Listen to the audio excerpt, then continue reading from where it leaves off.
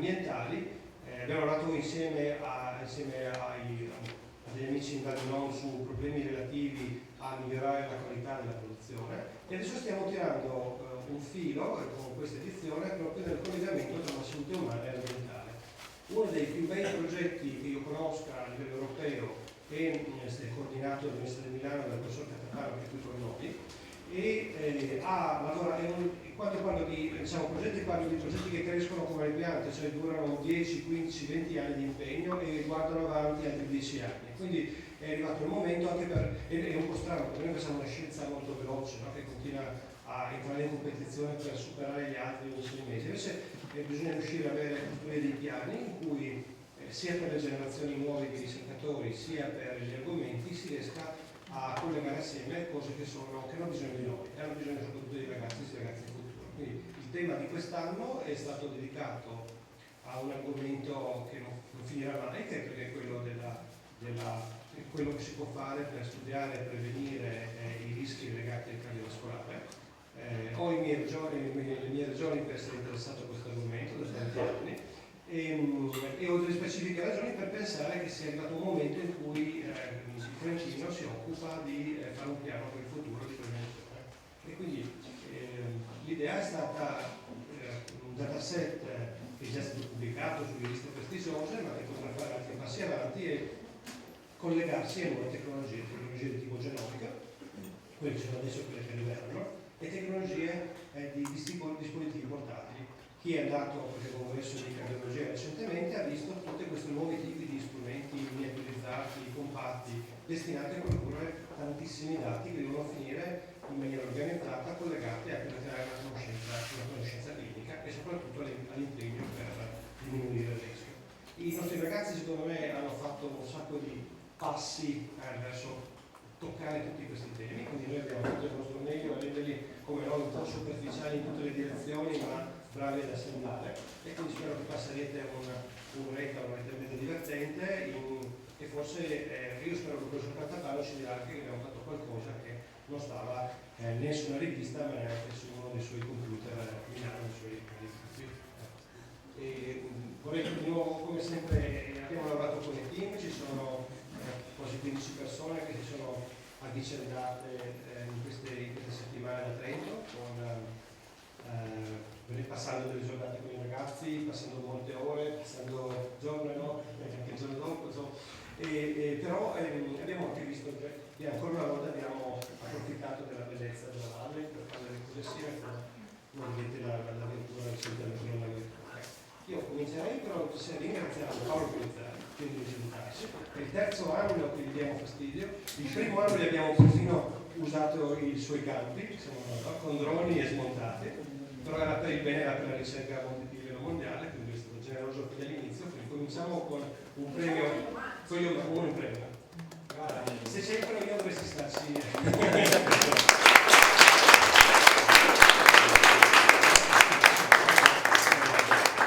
Poi preparatevi che saremo un po' in italiano, un po' in inglese, pertanto i saluti saranno in inglese. Grazie Cesare. Beh, innanzitutto io voglio ringraziare, come ho detto, Cesare, tutto il suo staff che anche quest'anno ha portato avanti questo bellissimo progetto, Webvalley 2019. Ovviamente devo ringraziare anche il presidente del FBK, Francesco Profumo, ovviamente assieme ai suoi dirigenti e a tutto il consiglio di amministrazione che hanno deciso anche quest'anno di essere a Solzeno. E ovviamente dirò che sarei ben contento che ritornassero ancora l'anno prossimo, però evidentemente 2 volte va bene, la terza siamo fortunati, la quarta magari è difficile, però non si sa mai che la location sia ancora piaciuta un'altra volta. E vi devo dire una cosa, io ho incontrato alcune persone di Casezza in questi giorni e mi chiedono ma cosa ci fanno quei ragazzi qua? E ho spiegato un po' il progetto con le mie parole e dico ma vengono ancora perché tengono vivo il paese, si vede la gente che va avanti e indietro, per non pensare poi a altre cose che poi tutte le sere anche i collaboratori, chi organizzava, si trovavano, socializzavano anche in un altro paese, in un'altra frazione, ma questo ovviamente dopo una giornata di lavoro è facile anche prendersi del tempo. per riposare, per scambiarsi due chiacchiere non solo di progetto Webvalley ma di altre cose. Comunque io vi ringrazio ancora per aver scelto San Zeno.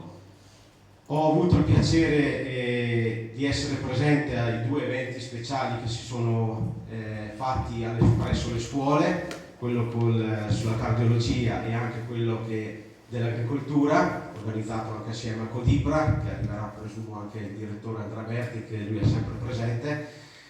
E questo devo dire che già dalla prima edizione, dove si è cominciato a parlare di agricoltura e la ricerca in agricoltura, penso che sia una cosa indispensabile e si deve andare avanti su questa strada. La ricerca deve proseguire, non può finire, anzi deve continuare e cercare soluzioni di nuove tecnologie, perché anche l'agricoltore ormai ha bisogno della tecnologia.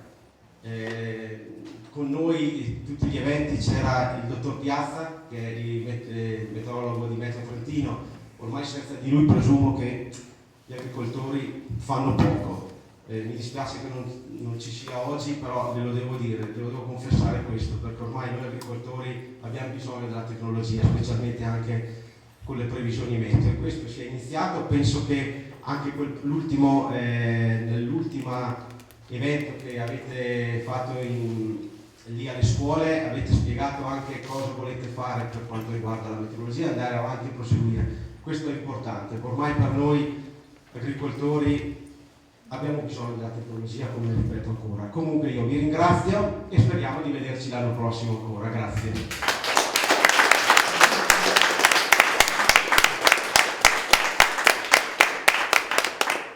Infatti io non voglio togliere il fuoco dal lavoro dei ragazzi, dal collegamento che abbiamo fatto con l'Università di Milano, ma chi c'è stato con noi ha visto questo tentativo di parlare di rapporto tra salute umana e salute ambientale.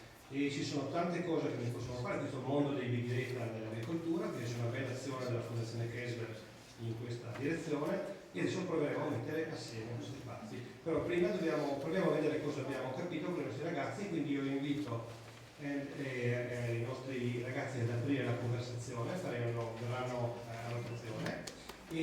From this moment ahead, I don't know if it's already online, but we are going to alternate Italian and English. And we start actually with a junior colleague from the United States.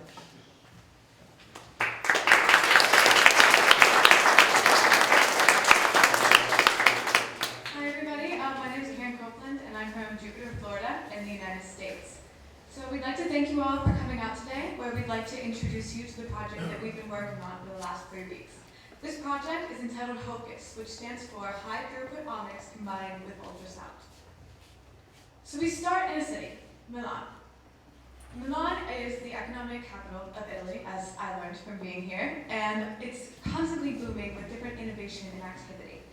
It was also the home to the 2 subjects that we'll be following throughout this story, 20 years ago today. So, our 2 subjects are Mario and Luigi. So, age 75 and 77 today, 20 years ago, they were in their mid-50s. Now, Mario and Luigi have been best friends for their entire life. They grew up together, they went to university together, and they maintained this bond after they got out of school. Mario and Luigi's favorite activities may have included hiking. So, 20 years ago today, they decided to go on a hike. Mario and Luigi went out on a beautiful day, the sun was shining, the breeze was blowing in their faces, and they were having a great time, laughing, climbing up the mountain, talking like the old buddies that they were. Unfortunately, Mario looked behind and realized that Luigi was starting to fall back. He went back to check on his friend and found some disturbing symptoms. Luigi was experiencing shortness of breath, he was having difficulty talking, his vision was blurry, and he was just very tired and fatigued. Mario was very concerned about his friend, so rightfully so, he called for help. Luckily, there was a helicopter that could come and transport Luigi to a hospital, where he received the care that he needed. Now, we may be wondering, what exactly happened to Luigi? Why the sudden deterioration in his health when Mario was completely healthy and fine and, normal? We will be exploring this conundrum for the rest of this slide.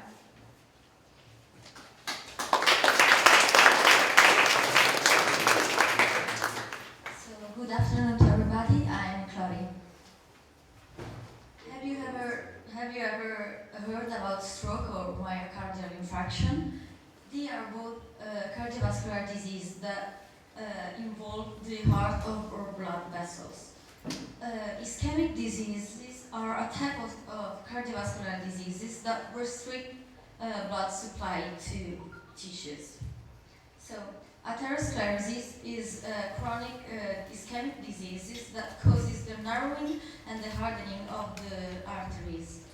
The progressive accumulation of cholesterol between two layers of the artery walls, like the intima and the media, causes the buildup of plaques. This can block the artery or cause dangerous blood clots. Plaques most commonly occur near branches, bifurcation, and bends of the major arteries, where the flow is diverging. The carotid and coronary arteries are particularly susceptible to atherosclerotic deposits. When plaque ruptures in the carotid artery, there is a significant risk that the blood which forms, like the blood clot which will form, will travel upstream to the brain, occluding a narrower vessel, ultimately leading to a stroke. Plaque buildup in the coronary artery can lead to dangerous myocardial infarctions. So, the intima media thickness is defined as the distance from the lumen, like the inside surface of a vessel, to the media, the middle layer of the artery wall. It is used as a valid measure for the evaluation of atherosclerosis, and it is also considered to be an early and reliable indicator of atherosclerosis. It can be extracted from ultrasound scans as shown in the picture.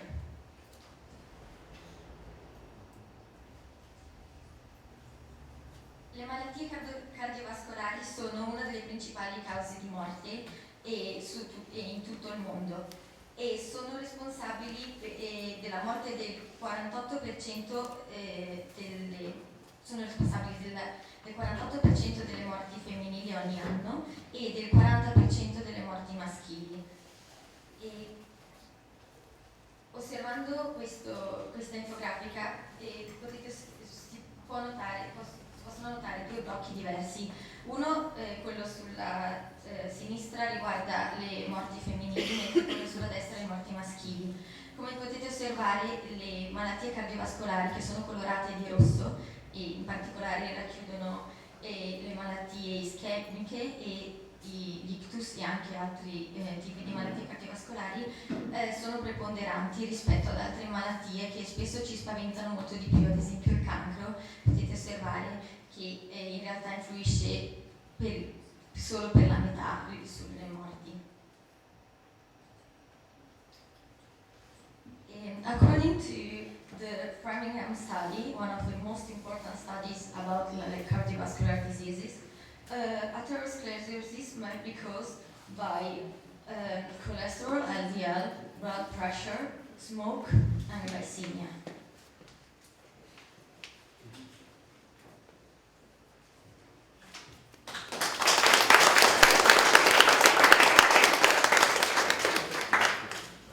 Good afternoon to everyone. I'm Erika and I come from Udine. So now we are going forward with the story. To go further into the scientific basis of these individual differences in health trajectories, we will go back 20 years earlier from when we left the story. The two friends that we talked about before, so Mario and Luigi, were part of the big study, which is a research whose aim was to describe the profile of the cardiometabolic risk factors using, for example, subclinical markers as clinical data, imaging, DNA markers, or metagenomics. These data were collected during 4 visits in a time that lasted about 15 years, and it was located initially in Milan, and then after some years in 2017 the project was developed in Chiesa Vammalenco. The interesting thing is that we compared two cities that are really different.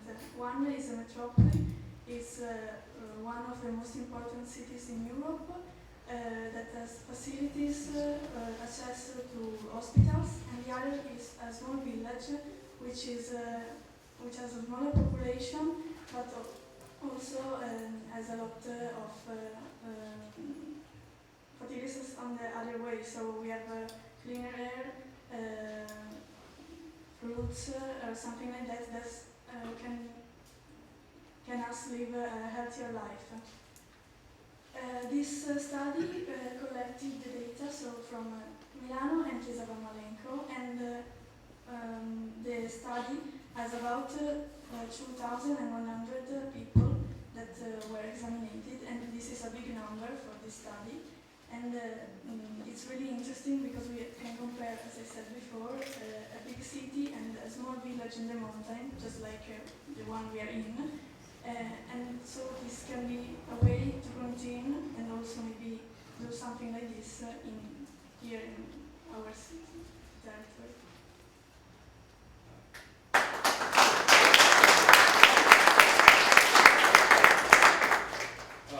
Good morning, well, good afternoon, everybody. I'm Leonardo. I come from Trento, and today I'll present you one of the most important tools used in the public study, which is the Euroscore. The Euroscore, which stands for Systematic Coronary Risk Evaluation, it's an algorithm that can predict the probability of death by cardiovascular disease in the next in a span of 10 years. It was developed in the early 2000s by a group of European researchers. Its name is Euroscore, Euro because it's optimized for the European population. In fact, it is based on an older study, the Framingham study, but the Framingham study works only for the American population due to differences in their lifestyle, mostly. So, here you can see a photo of me explaining the math behind it. As you can see, it can fill up an entire blackboard. So I'll just give a smaller version of it. The main variable that is the age. So everything in the Euroscore algorithm is written in a function of age, but other factors are counted as well, such as blood pressure, the smoking status, and cholesterol. Cholesterol, as somebody before me already told, it's a fat that tends to store up itself in our blood veins, or blood vessels in general. After learning in this algorithm, we converted it into Python, declaring this function, score algorithm. And as you can see, the variables are the ones I just explained, plus sex, which, well, different constants inside the algorithm are calculated whether the patient is a man or a woman. So yes, it is really useful because it can calculate in a single number the cardiovascular status of the patient, and so it was really useful in our research. So thanks a lot for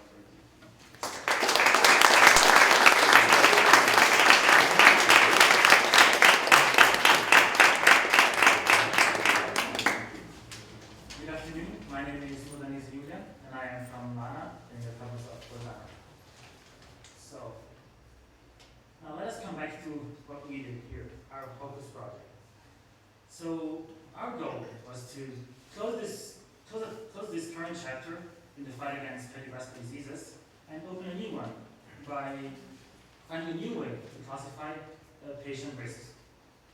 So the aim is to use artificial intelligence, new laboratory data, and other medical equipment such as ultrasound images to produce specific data, and to integrate all of these three things in an efficient way to manage this data, to then explain or find similarities between all sorts of different features or data points that we have about these patients, and to correlate them into groups to understand how their cardiovascular health is developing. And the final goal of this process is then, of course, to anticipate and reduce, if possible, the risk of developing such a cardiovascular disease. And the final goal would be to fully prevent it, and the problem about cardiovascular diseases. Now, specifically, we would be using the precision medicine approach. Now, of course, each and every one of us is different. We all have different individual differences, of course. We live in different environments. We have different ages and have a different quality of life. And all of these things can impact how our health develops. And so, just like, for example, with apples, because we are in Babylon after all, each variety of apple needs different treatments or different cultivation methods or environmental conditions to thrive and to produce good results. And the idea is to apply the same thing to patients. So everyone needs different everyone has different medical requirements. And so we need to find the right cure at the right time for the right person, and to then tailor health prevention to individual variabilities, so all these different variables that influence our health, and common environmental exposure. How do we do this? Now, the answer is artificial intelligence. Thanks to the digitalization of the medical field, we now have all this data, and with the help of modern computing resources, we can combine the two using artificial intelligence to create this new generation of tools which will help doctors in making informed decisions. We don't want to remove doctors, we want to assist them in making these decisions. Now, we can also see the trend. Artificial intelligence, it has already proven itself in this field. We can see it in recent publications which have been becoming very popular, such as this one, which has been released. The fifth edition was released in March of this year. And also, to further explain how prevalent artificial intelligence is becoming in the medical field, I brought this graph. Now, I know it's very small and there's a lot of things to take in, but on the very left, right here, we have a timeline of FDA approval for artificial intelligence-based algorithms in medicine. So the FDA is the US Food and Drug Administration, which is responsible for licensing things like these. And if you look closely, we can see that in the second and third, all the applications are from 2018 and 2019. The other ones take out 4 years, so you can see that there's the recent use of AI has skyrocketed in the medical field. More specifically, you can see this top field, which is connected to specific studies, the dark blue ones, which is the cardiovascular cardiology field. So we can see that we are not the first ones to do it, and it has actually been proven that it works. But now we know it's possible, we know it's useful, but the key to applying artificial intelligence in a useful way is data. So we need to use modern data science algorithms to integrate all the different kinds of data that we have. So things like laboratory data or genetic data. We need to combine it with the patient's habits or the other patients' stats like their age or their gender. Then we need to, after combining all of this, we need to do this quickly because, of course, we want to get results. And you don't need to start from zero, of course. There's a lot of research that has been done in the treatment of cardiovascular diseases. And by studying these, we were already able to extract these 5 main features that impact the risk of developing cardiovascular diseases, such as the molecular composition, the blood volume, cholesterol, environmental factors, and aging, of course. Now, what we did afterwards,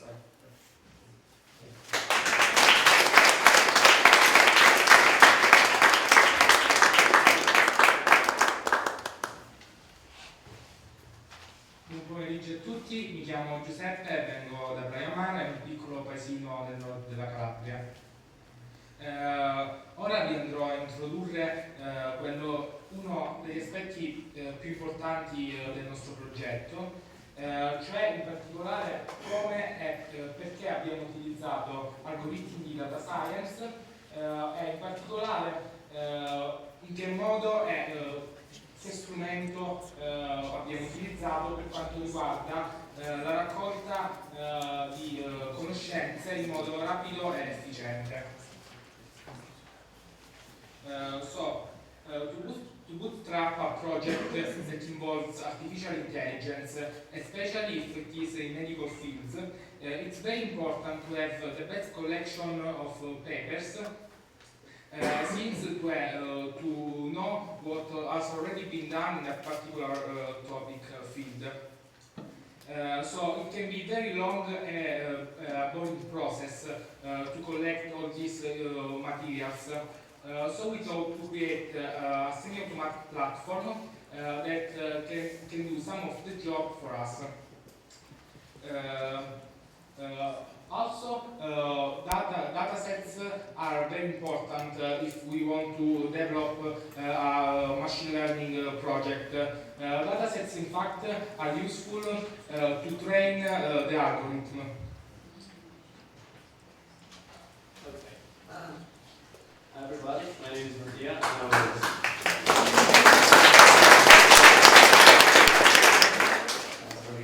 As I said, my name is Mattia, and I will speak about our dataset. So, the HOCUS dataset is the result of the elaboration of the big study, and this dataset contains information about over 2,000 patients, of which 1,200 are female, 800 are males. The age ranges between 18 and 93, with an average of 65. The dataset has almost 500 features, such as blood chemistry, clinical info, and self-reported behavioral information. Some of these features are not reliable when analyzed. For example, blood chemistry and clinical info are like analysis, lab analysis, while self-reported behavioral information cannot be, is not as reliable as this, because a patient might lie about he or her alcohol consumption or physical activity. Another crucial feature is the cardiovascular pathological patterns, because as we've seen in our story, our two friends Marco and Luigi, it's fundamental to predict the risk of stroke.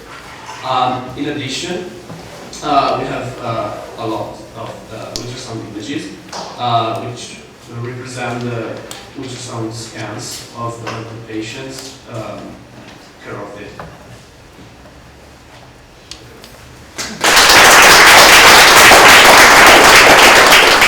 Okay, so some numbers about the work we did. As we can see by the graph, by this graph, we started working, collecting and studying papers and collecting data sets since the beginning of our adventure. And we continued doing this kind of stuff up to the end of these 3 weeks.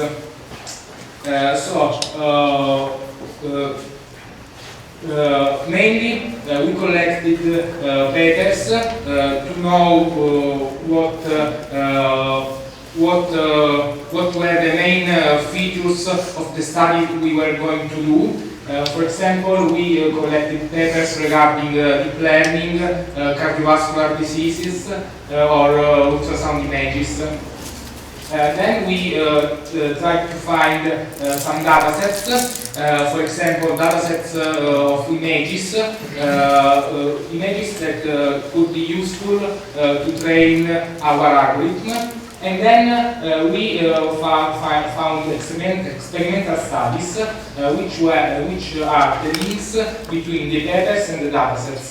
They mainly describe how the results of a paper are made by a dataset.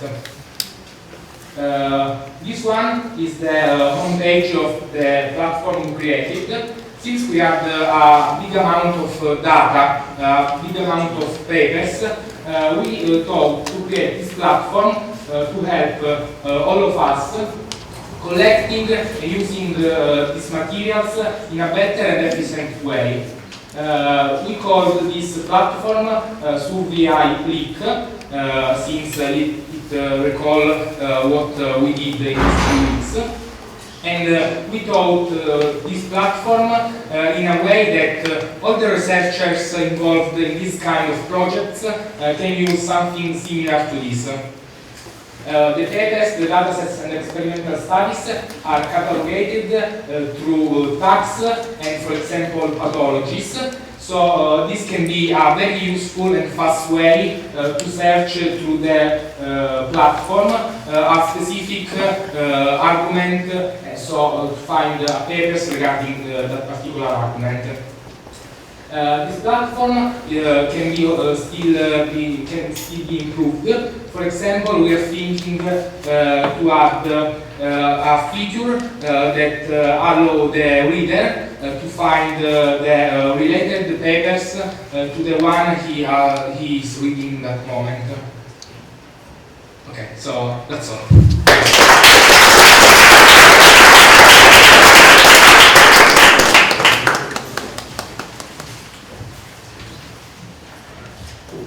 Good afternoon. I'm Matteo, I'm from Vicenza, and I'm going to talk about data processing. I will start analyzing the Opus processing pipeline. Quindi vediamo questa pipeline che ci ha portato a arrivare all'obiettivo del nostro progetto, che è creare una rete di machine learning predittiva delle malattie cardiovascolari. Siamo partiti dai dati del click, non potevamo direttamente restare la rete di machine learning con i dati che ci sono arrivati. Quindi abbiamo creato alcuni tool che ci hanno permesso di rendere i dati utilizzabili per il machine learning. I primi tool riguardano il data cleaning e si occupano di eliminare i gap all'interno dei dati e di cancellare dati doppi o visualizzati. Poi degli algoritmi di data injection che si occupano di inserire questi dati all'interno di un database e degli algoritmi di data visualization che ci permettono di individuare le features più interessanti all'interno dei dati che ci sono stati consegnati. Ora andiamo a analizzare i veri e propri dati. The data that we aside from the click study are divided in a lot of categories. There are a lot of images in DICOM file. The DICOM file is the standard for medical imaging, and a lot of other data, such as clinical, genetic, and metagenomic data. They come as with in an Excel format. I want to draw your attention to the personal data, the top right, the top left corner. This data can be disclosed in the processing of all the algorithm and so on. So the first part of cleaning data is anonymization. Nowadays we have the GDPR starting in 2016. This rule isn't born in 1998 where the big study started. Fortunately, Catapano and his group came out with this paper that is GDPR compliant, so we can use all this data for this project. And moving on the project that we do in these few weeks, we started collecting new data with the Philip Unify and the help of Andrea Bargetti, assistant of the Professor Catapano, and put this data on the PACS. For the GDPR, the General Data Protection Regulation, we have to nominate a DPO for check all the anonymization of this data. And unfortunately for my colleagues, I am the DPO. Thanks for your attention. I pass the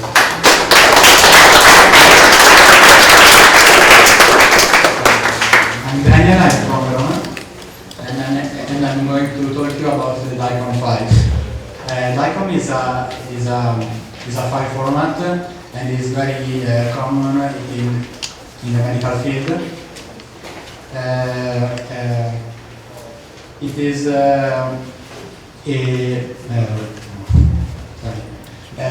it is very common in the medical field, and it is composed by two types of data. The first one is the images, in this case an ultrasound image, and the second part is the metadata, which are a type of data in the structure of the files. And in both cases, there are a lot of private information that we need to anonymize. And to do so, we think about a solution, and the solution is to use a mask to cover the sensible information, like the name of the patient and other private informations. For this task, we can't use the metadata in the DICOM file because a lot of the times they are not present or maybe are incorrect, and to overcome this issue, we think about a model and a machine learning model with AI. Il nostro modello è basato sull'INET, che in pratica è un modello di intelligenza artificiale che permette di prendere un'immagine e predire la maschera che dovrà essere applicata successivamente. Per farlo abbiamo creato questa struttura qua, che poi è stata allenata con oltre 500 immagini e ha al suo interno oltre 31 milioni di parametri. È stato programmato usando Python 3, Keras e TensorFlow.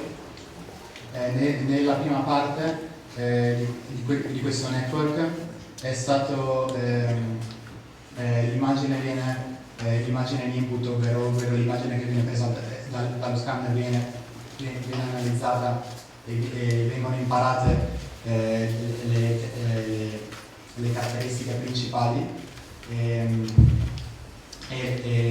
il modello cerca anche di imparare a capire quali sono le zone di interesse che dovranno essere mantenute e invece quali dovranno essere cancellate per le questioni di privacy. Sulla seconda parte invece si occupa di trasformare quelle informazioni che sono arrivate da queste zone precedenti in una maschera che poi verrà applicata sull'immagine di input per cancellare le informazioni sensibili. Grazie.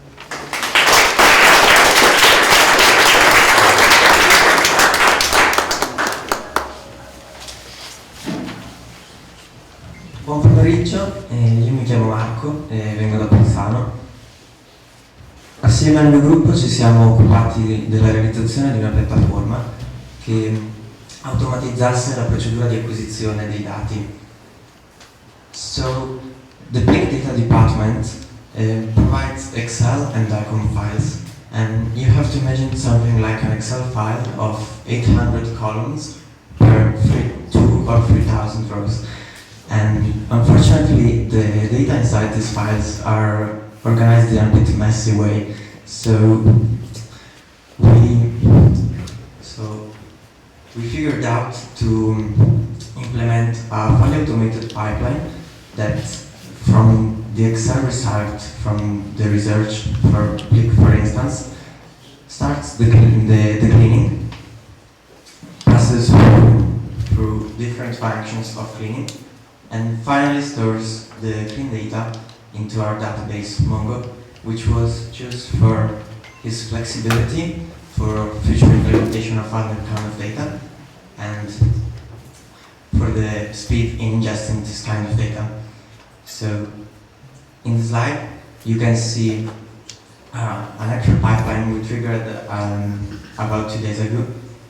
And this was done with the latest Milano export available. The initial data provided to the pipeline is passed through 14 steps, and we need to get rid, for example, of some internationalization problem. For instance, we need to convert the comma in the numbers to a dot. And as we finish the screening procedure, we push this data to Mongo so that this is available to be filtered and queried and served via the API. Ma è importante tenere presente che Data Swiffer non è soltanto una procedura non è soltanto un portale per l'ingestione automatica dei dati. Si tratta di una piattaforma completa basata su Django e studiata per essere cloud native, che consente innanzitutto di minimizzare i tempi che servono per condividere i dati dal sorgente, quindi in questo caso ad esempio lo studio Click, con i ricercatori e tutte le altre figure professionali che devono accedervi. E permette inoltre di vedere grafici e statistiche per l'intero studio o per accedere alla cartella del singolo paziente con le visite, se ne è fatte più di una, e le varie immagini che sono state acquisite durante queste visite.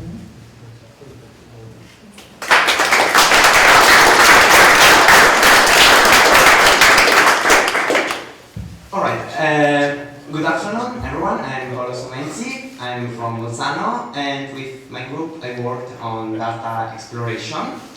And so, in our dataset, as you can surely imagine, we had a lot of different variables, and we used, in order to correlate them, some algorithm. For example, we used the MIC algorithm, which was realized from Harvard and FPA. And we put all the data in a heat map, which is this type of graphic here. And basically it's a graphical representation of the data in which the individual values contained in a matrix are represented as colors. And here the X and the Y axis plots all the features that were inside our dataset. And each variable is related to itself. And for example, here we have cholesterol, blood pressure, and all possible variables that we have inside our dataset. And each the strength of each relation between the variables depends from the tonality of blue. We worked on the data exploration of the variables, but we also work about the data exploration of the score. First of all, as maybe you cannot see well the vertical lines, we divided the score into 4 classes, as is used in clinical practice, and these levels are reported here in this table. So basically the first classes represent a low level of risk, while the 4 classes represent a high level of risk. And in the plot here, the green curve represents the score of the first visit, and after 10 years, for example, so with the second visit, we can see that the score is getting higher and higher. And that's can be because of the older age, but also for other clinical reasons. And yes, and so it's confirmed that the risk increase within the number of visits. Sempre riguardo lo score, vogliamo mostrarvi anche questo grafico inerente alle traiettorie di distribuzione dello score.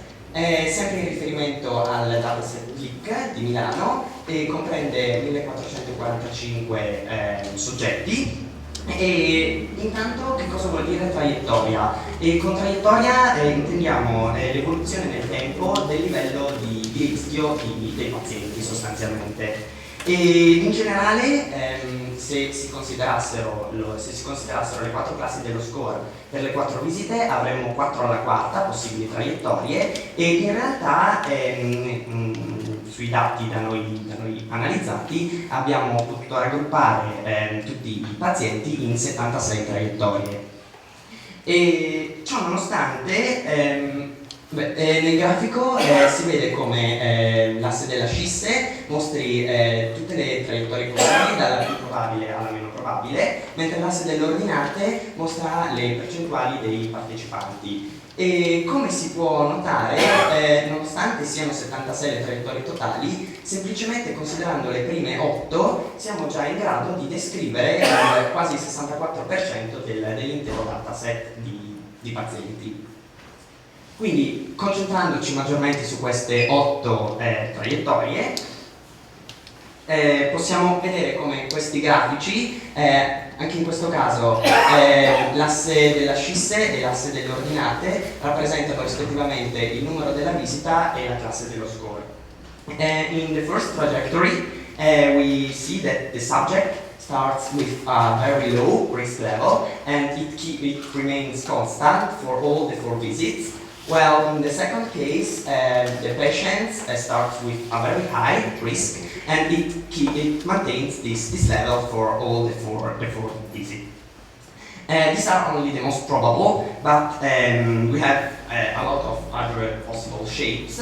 And for example, in this one here, we can see that the score remain constant for the first 2 visits, and then it suddenly increase level, and that can happen for several factors. For example, for aging, so for levels of the hormones, or also for other clinical possible reasons. And this other plot is named Gapminder, and is another way to analyze the variables across the time. And every circle represents a group of patients and that share the same trajectory of the score. And when the size it's proportional to the number of the patients in that group, and the color is referred to the score level. And in this animated plot that correlates 2 of the most important variables, which are the age and the systolic pressure, the systolic blood pressure, and we can retrieve the distribution of the trajectories across the 4 visits in a more synthetic way than with the graph that I've shown you before. This one is the last plot that I show you. The plot shows the performance of a random forest model which predicts the trajectory of the score of a subject by considering only the clinical data of his first visit. And here the x-axis plots the number of trajectories we consider, while the y-axis plots the MCC, which basically is a standard indicator of the predictive accuracy of our machine learning model. And we can see that by increasing the number of classes, so by increasing the number of trajectories we consider, the accuracy is worse, but the model is still a good model. And let's look at this table here. These are the most important features that our model produces as output. And these are the most important features that are related to the score level. And we can see that the list change a little bit if we consider 15, 10 or 4 classes. One last thing is this one that you can see here. Maybe you cannot see well the numbers. It's about the distribution of the subjects in the 4 most important trajectories. Here on the y-axis plots here the y-axis plots the waist measurement, and on the x-axis we have the 4 most common trajectories. And you can see that in the first case, so for a very low risk level, there's also a very low value of the waste. And for a very high risk level, so for this trajectory here, we have a very high level of the waste. And that's it.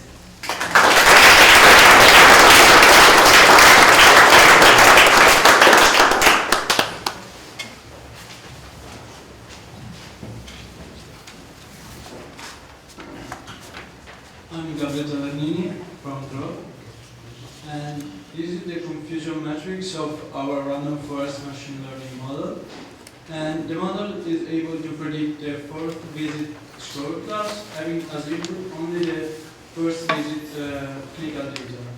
From the clinical data, we remove all of the variables that are used in the actual score calculation, because we don't want our model to copy the score function, but we want to find new correlation between features and score.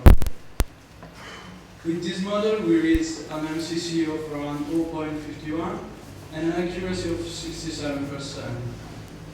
If you take a look at the confusion matrix, we can see that most of the misclassification are around the middle classes, which means that if we take into account the one of diagonals as correct, we get an accuracy that is around 98%.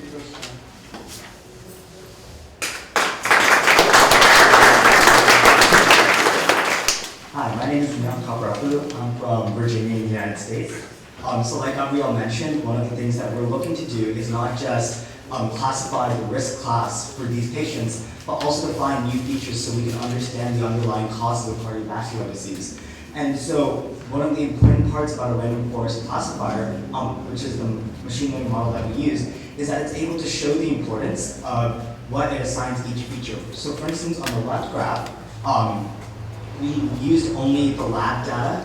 So for instance, these are a variety of different blood tests that patients underwent. And you can see at the top, the most important feature that it decided was important was the triglycerides level. And that's common for lipids, which is a type of fatty acid. You can see that the rest of them, including the high-density lipoprotein and then the apolipoprotein B and B1, are both also used in the creation of lipids and fatty acids in the body. So you can see that the top four on the left are actually very useful in determining cardiovascular events in general. But now, if we were to move to the right graph, we not only included the lab results, so all the blood tests, etc., but also the ultrasound data. So the ultrasound data, as previously mentioned, comes with 4 different values related to the intima media thickness, the thickness of the plaque level in the body.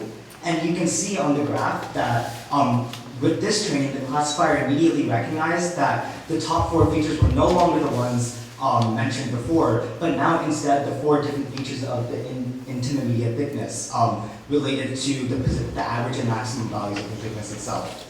And so for those that are looking at the axes and realizing that the one on the right has a maximum value of 0.1, whereas the one on the left has a maximum value of 0.25, if we look at the one on the right, we see that the intermediate thickness is actually divided into 4 different subcategories. So if we were to combine them all into one category called, for instance, intermediate thickness or INT, it would be incredibly important compared to the rest of the features. And so through this classification, we're able to see that not only does the intermediate thickness help this classifier improve its performance, but also that it's very important in the classification of risk for cardiovascular events.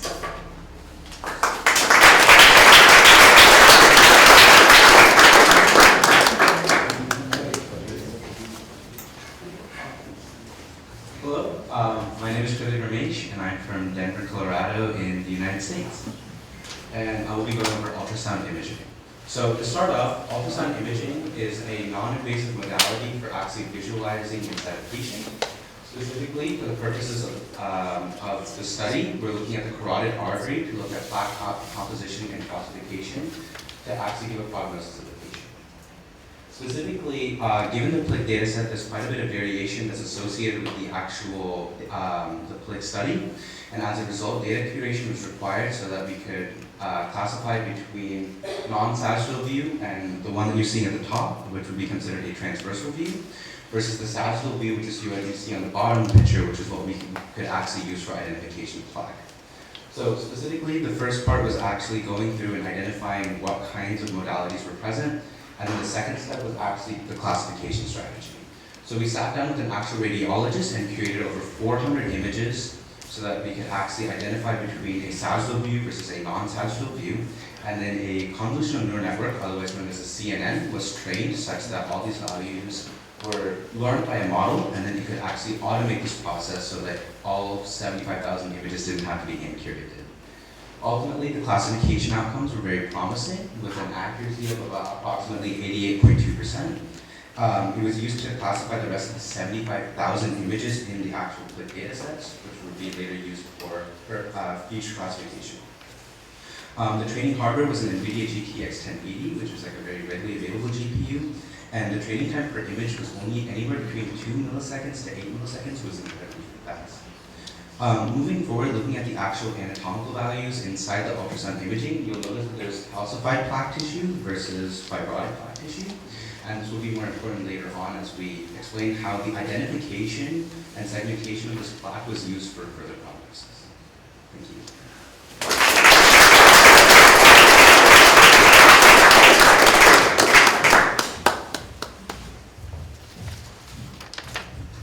Good afternoon, everybody. My name is Ishana Shastri, and I'm from Germantown, Maryland, in the United States.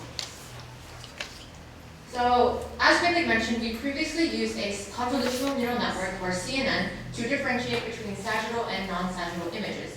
And then we proceeded to use the sagittal images for our next step, which was to create another convolutional neural network for the purpose of plaque classification. And I think it's important to note here that our goal was to not only identify plaques in the carotid artery, but also identify the type of tissue that was found in the plaque. So as Vivek mentioned once again, the types of plaque that can be found are calcific and fibrotic tissue. So with these 400 images that were hand-curated from our resident expert Andrea Baragenti, we then moved on to data augmentation, and the purpose of this was because since we are working with deep learning frameworks, we need a lot of data, and because we did not have a sufficient amount to begin with, we wanted to increase our data set so we had more samples to train off of. So we kind of went about this by starting off with our 400 patches and then performing a series of augmentations on them. So as you can see in the image up front, we performed a series of transformations and flips so that we could increase our data set by a factor of approximately 10 times, which led to us having about 4,000 training samples.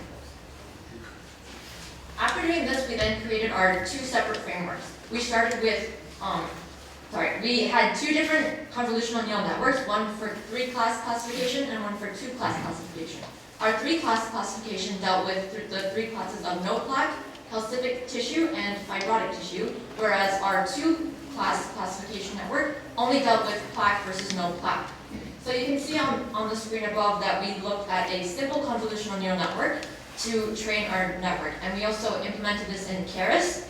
And we used a 5x5 fold cross-validation to ensure that our metrics that we achieved from training were accurate. We also, if you notice above, it says feature extraction of the first fully connected layer. So here, essentially what we did is we took the parameters that the network was learning, and we essentially extracted it for our next step, which Karen will now explain.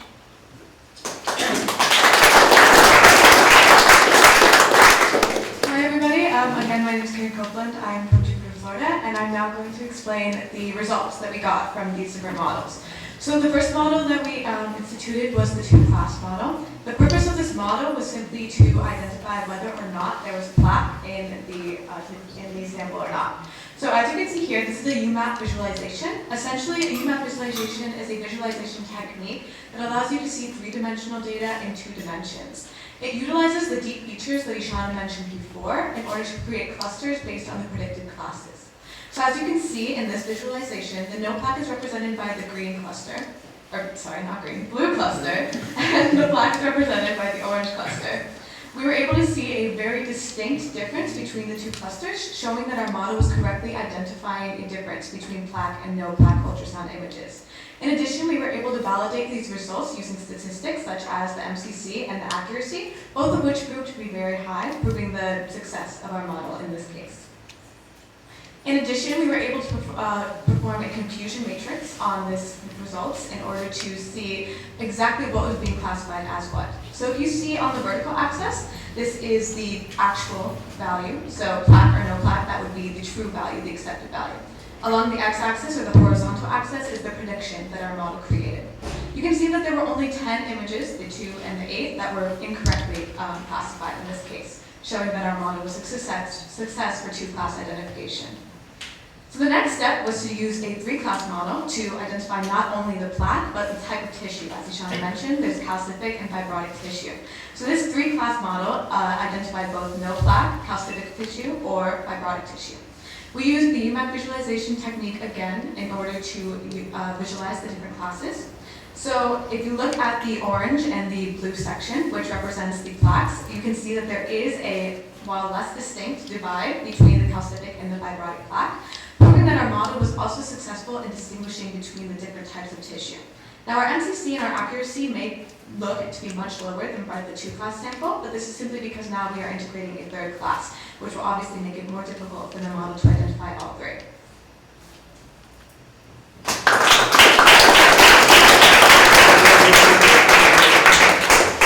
Hi, I'm Pietro. I'm from Bovolone, near Verona. Today I'll talk about another approach for tissue classification. In fact, we know that the recent literature tells us that it's important to gather specific characteristics of plaques. So we use a convolution autoencoder. It takes as input an image, and then it encodes it, so it reduces its dimensions, and it extracts only the most useful features. Then it reconstructs the image with the coding part, so we get another image which is most precise, similar to the first one. And to train this model, this artificial neural network, we create the model with Keras, and we trained on a cloud GPU powered by Microsoft Azure. And then we must say that our convolution autoencoder is not is a slightly modified version of the autoencoder, because we had the original images which are annotated by a specialist. So you can see the red box, bounding box. For each image, for each bounding box, we extracted patches around the bounding box of the plaques. We apply a mask to identify only the location in the patch where there is effectively a plaque. We then feed this patch into our convolution autoencoder. We get the encoded representation, and you can see the reconstructed image is just the mask. We use that for doing segmentation in order to search for a finer characterization of plaques. So we can really segment and find where the plaques are located in anything. We then apply a UMAP projection to visualize our plaques. So we can see that there are mainly 3 big clusters. Obviously the orange one, the blue one are much closer because they are plaques, while the green one are no plaques. But we can see that this model could in future help us identify new type of plaques, and also make a recommendation system by implementing the researches of a global work group. So it can be very useful. Thank you.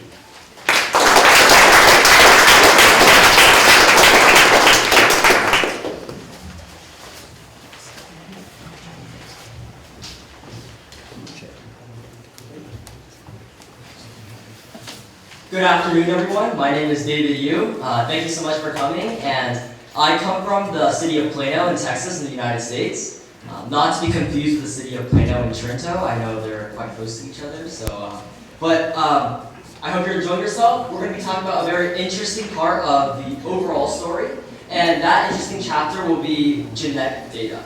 And one of the important things about genetic data is that it says a lot about our entire human biology. And what we're looking at specifically is single nucleotide polymorphisms, which are essentially mutations that change only one single base pair within the DNA. And these changes in these mutations end up causing changes in the genotypical variation, which then lead to some sort of difference in the phenotype. For example, if you have a mutation for some sort of protein that, for how much you create of a protein that is able to package different types of cholesterol, then your mutation will cause your cholesterol levels to change. And so what we want to do is answer the underlying question of how do we understand which of these single nucleotide polymorphism mutations are leading to different kinds of risks for cardiovascular disease. And the data that we have actually comes from the Milano data set, and we have about 103 genetic single SNP or single nucleotide polymorphism features collected from the first visit of the patients, and we have about 2,000 patients. And what we want to do is take those genetic mutations and understand if we can use those features to predict the cardiovascular disease risk score of the first visit of that patient. So what we did is first we performed unsupervised learning, and you can see we attempted PCA or principal component analysis to see if there's any clusters in the data. And from this graph you can see that there are no clusters. And so the issue here is that the genes themselves don't account for a lot of things about the person. For example, they don't tell you how much a person is exercising or their lifestyle. And it also doesn't tell you about their environment, where they grew up, or what kind of climate they live in. And so those are also very important factors, as Paulo mentioned earlier, that affect your cardiovascular disease risk score. And so there isn't any sort of direct correlation between the genetic data and any sort of clear-cut way to calculate the cardiovascular disease risk scores. But we also performed supervised learning using random forest classification and regression. And here's where we found some interesting data. And when we looked at the importance of the features in random forest, we found that consistently the telomere length and the apolipoprotein E mutation always remained at top. And this actually makes a lot of sense because there's a lot of biological understanding as to why the telomere length and these kinds of proteins actually affect your risk of cardiovascular disease risk. In fact, if you look at the very top, you can actually see for all the patients who have a score class of 1, their telomere length was on average about 1.1.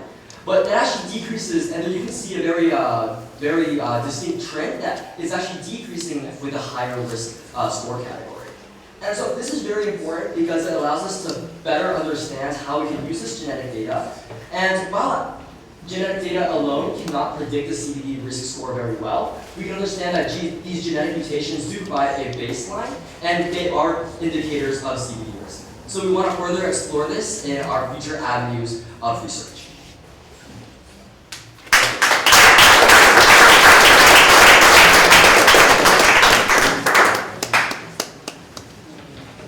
Good afternoon, I'm Gianmarco from Brescia, and I've been studying the correlation between the gut microbiota and the cardiovascular disease.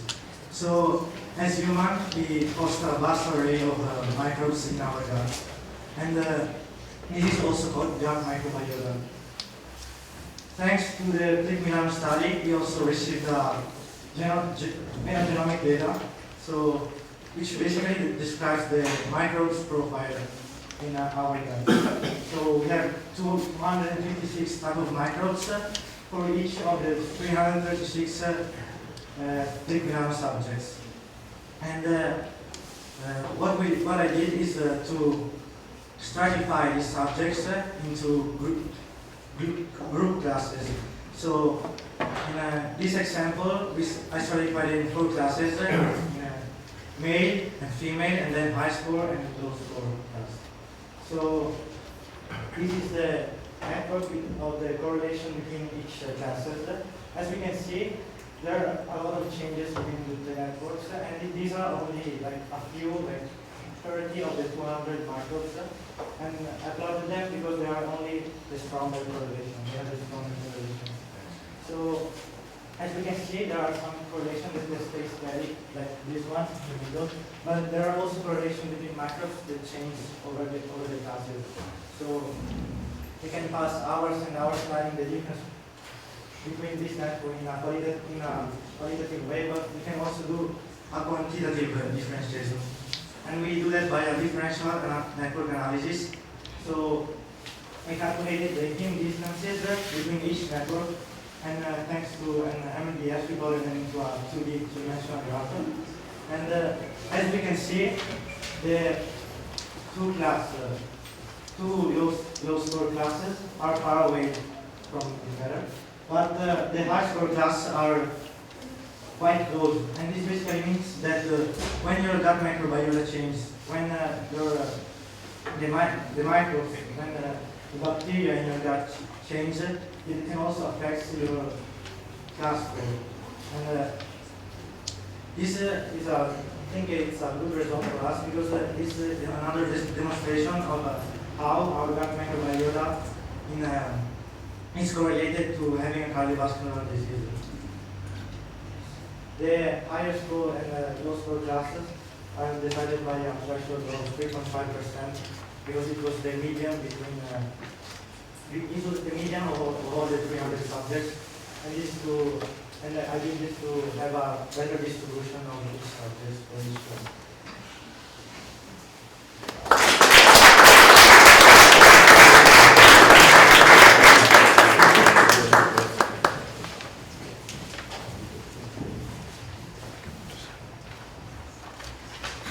Hello again, everybody. In case you forgot, my name is Ishana Shastri. And now, once again, to reiterate, we have all these types of data. We have the score, we have other patient data, and we have ultrasound images. And the overarching goal of this project is to find some kind of combinatorial model that can actually create a prediction for patients. So now we'll be discussing how we integrated all these types of data into HOCUS, and also our path in the future to get this approved by the FDA.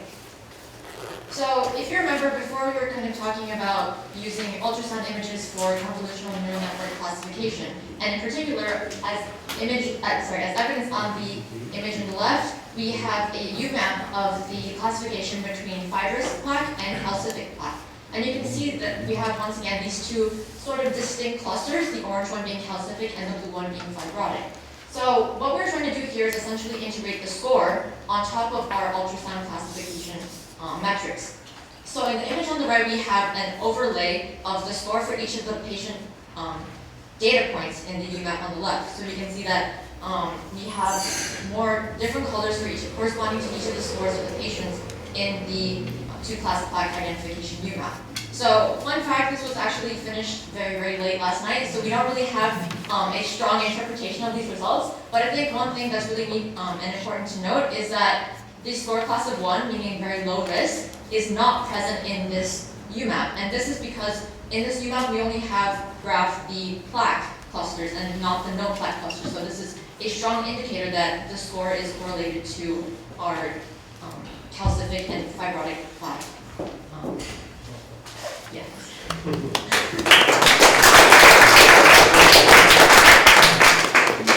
My name is Vinod. I'm from Virginia, and what Ishana was talking about was really just the tip of the iceberg. Throughout our 3 weeks together, we've tackled through a lot of different modalities of data, whether it be imaging, clinical data, genetics, and more. And we've created a lot of singular points of models that are able to extract individual features and make predictions based off a singular type of data. But hopefully, we are able to take all of this together to create one functioning model that's able to take all the data and output a lot of different information about the patient. So, as Nian was mentioning, we want to put all of this together.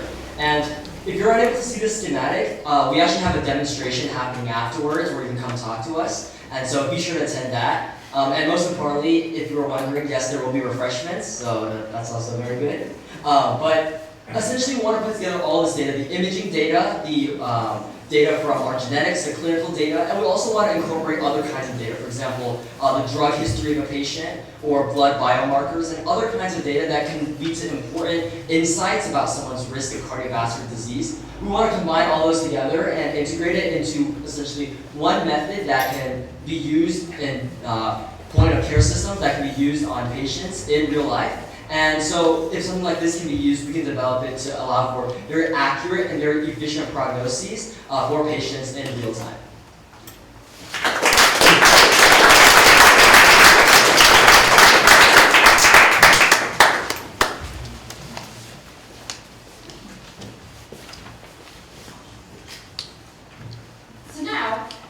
So now, let's go back 20 years ago.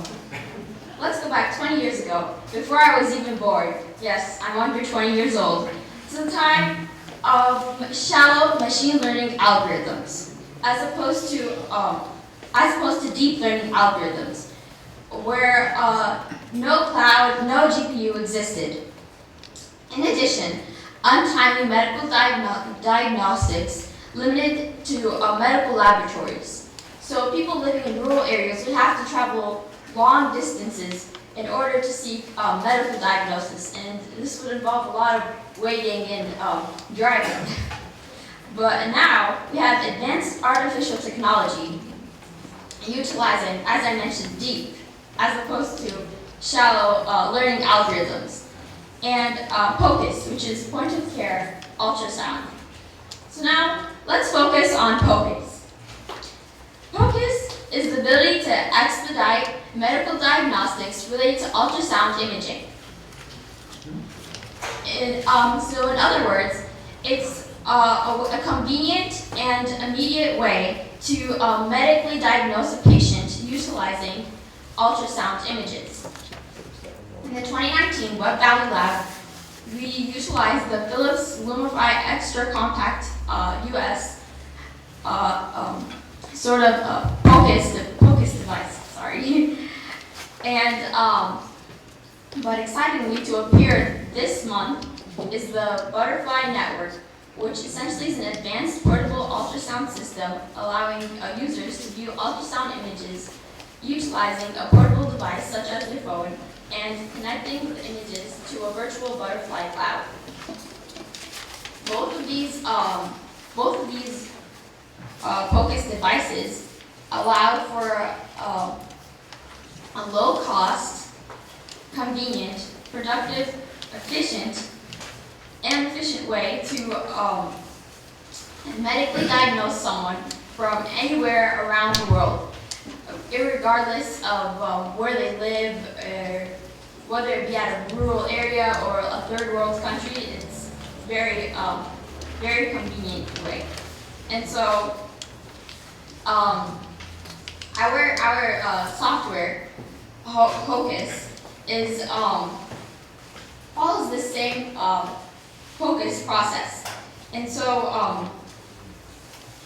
so our next steps would be to take get FDA approval for our POCUS software. So this would fall under artificial intelligence / machine learning based software as a medical device categorization. So although it's a software, we would still categorize it as a device. And so the POCUS, so within this categorization are three classes. So class 1 having the lowest risk, and class 3 having the highest risk. And so our device, POCUS, would fall under class 1 because it does not impair human life in any way, and does not have any adverse side effects.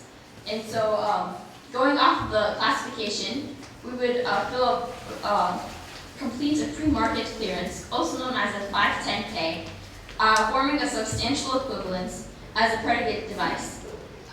In other words, it's essentially finding a device similar to our POCUS device that's been already approved by the FDA, and then comparing the two devices and to how similar they are.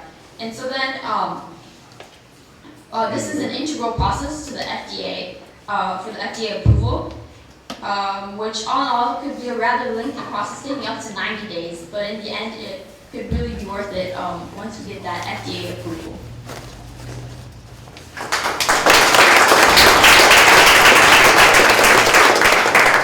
Hi everybody, my name is, again, and the last time, Karen, and I'm from Jupiter, Florida.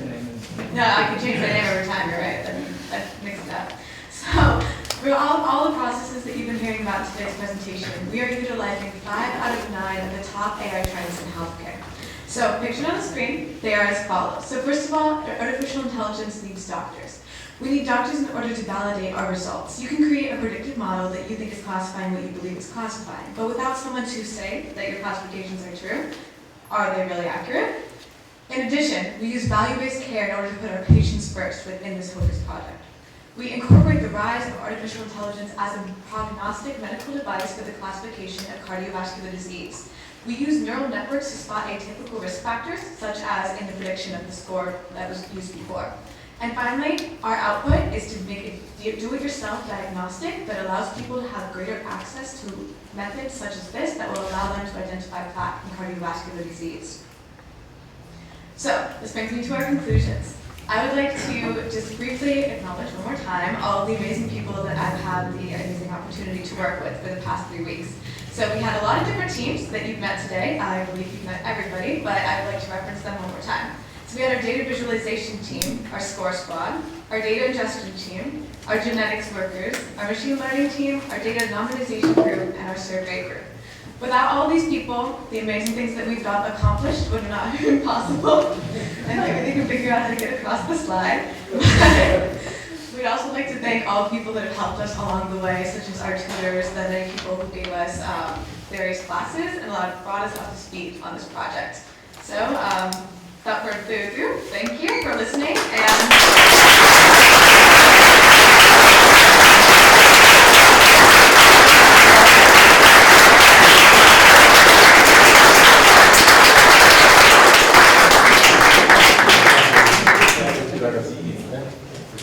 And just a reminder that there is a live demonstration outside after.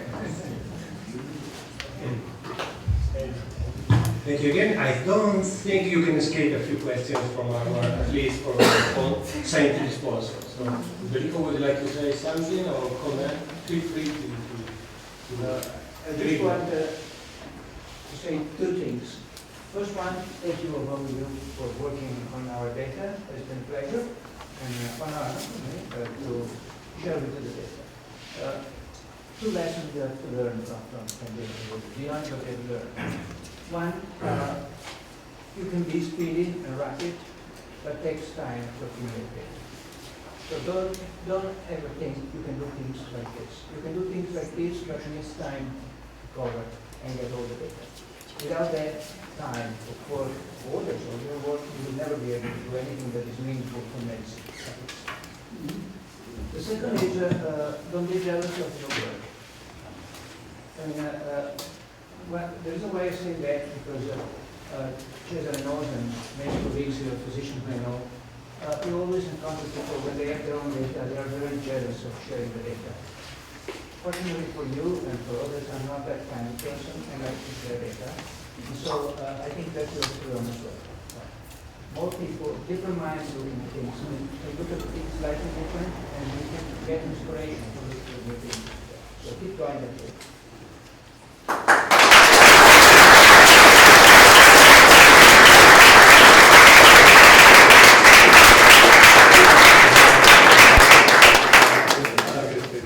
We may try to invite information friends. Let me see if I just do.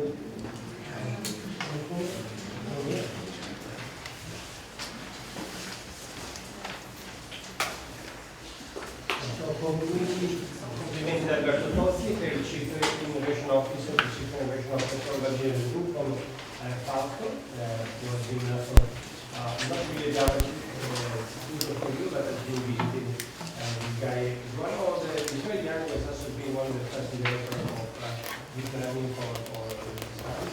And also, I would like to comment a very nice comment by Vera Zetti. Actually say I can't believe it. speed up this process. Okay. Anybody from the audience or we are fantastic in time? If not, we have we may have a surprise or some option.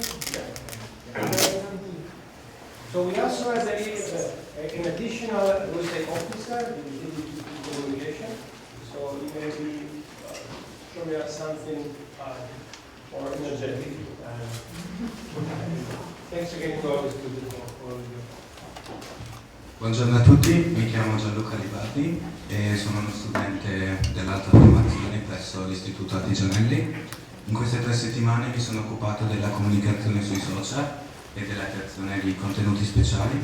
Ora vi mostrerò un video che ho realizzato.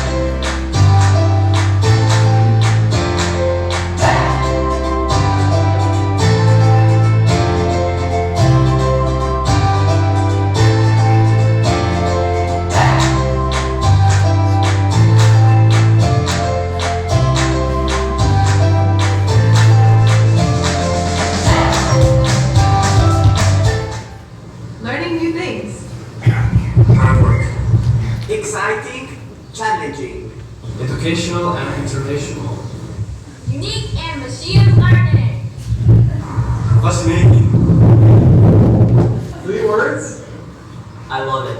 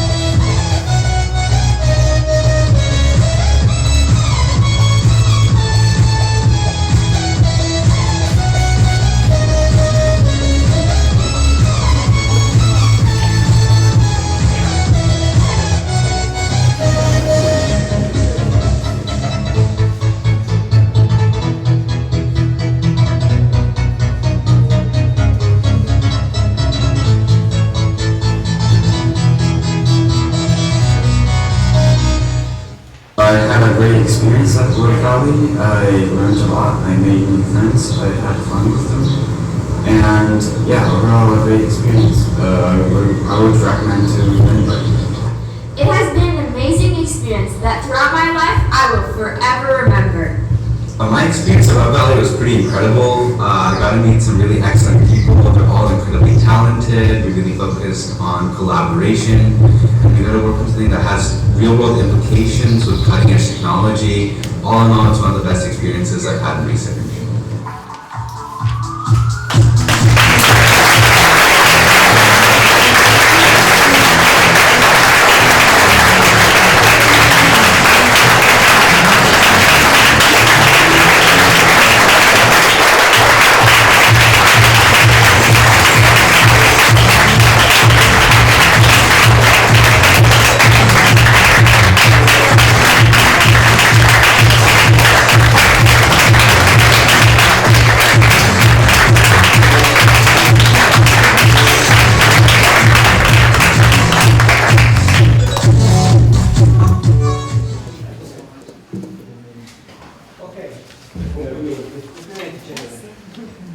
Complimenti a tutti quelli che saranno fatti ancora anche quest'anno a seguire questo corso. Giovani di 40 anni. Esatto. Insomma, grazie ai ragazzi, grazie a un sacco di colleghi che hanno ancora una volta fatto un lavoro fantastico. Tra Claudia e Giuseppe che hanno veramente portato avanti la programmazione iniziata direi quasi un anno fa. Abbiamo persone che hanno lavorato full time alla parte scientifica come Valerio Maggio e Marco Chierici, Giulia Boscagini che si è riscoperta essere un ingegnere biomedico ma ha fatto anche la babysitter di tutti quanti, quindi grazie per tutto. Stefano Ferraranzo, Andrea Vitrio, Marco Cristoforetti ha fatto da papà cattivo a tutti quanti, quindi ci vuole anche questo. E abbiamo persone giovani come Beatrice che è stata importata da Milano e Luca che stiamo portando in giro per l'Europa, Luca Corriello che si occupando dell'agricoltura digitale, una buona parte. Ecco. E grazie, ricordo che questo progetto è finanziato da diversi anni, dai soldi che sono lasciati dai membri del Consiglio di amministrazione, sono amministrati da uno dei miei colleghi e sono usati per un buon motivo, perché vedete che nel tempo molti dei nostri ragazzi fanno una bella carriera e si ricordano di noi, e abbiamo avuto pezzi di hardware prestati da Intel, da Philips Italia, abbiamo avuto anche dei supporti in natura da Cavit, ringraziamo la Cassa Verba di Rocca che si dà una mano su questo, ma poi tantissimi hanno, per esempio gli artigianelli e l'istituto di Raniero di Bolzano hanno pagato il pane di borsa. Ecco. E ogni volta è una combinazione di molta voglia di fare un gruppo di amici, non si può garantire che sia né l'ultima né che si sarà una prossima, ma se si rimane in questa capacità di lavorare assieme, di trovare anche un ambiente così accogliente, esperienze come queste si potranno rifare. Grazie a tutti e venite con noi giù a Randello.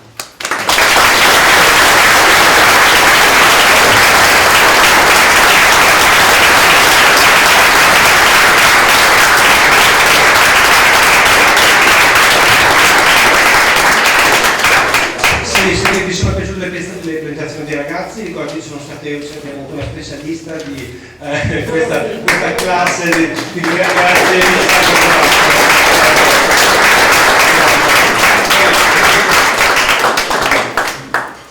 Allora a questo punto grazie a tutti e saremo contenti di vederci il giorno del prossimo.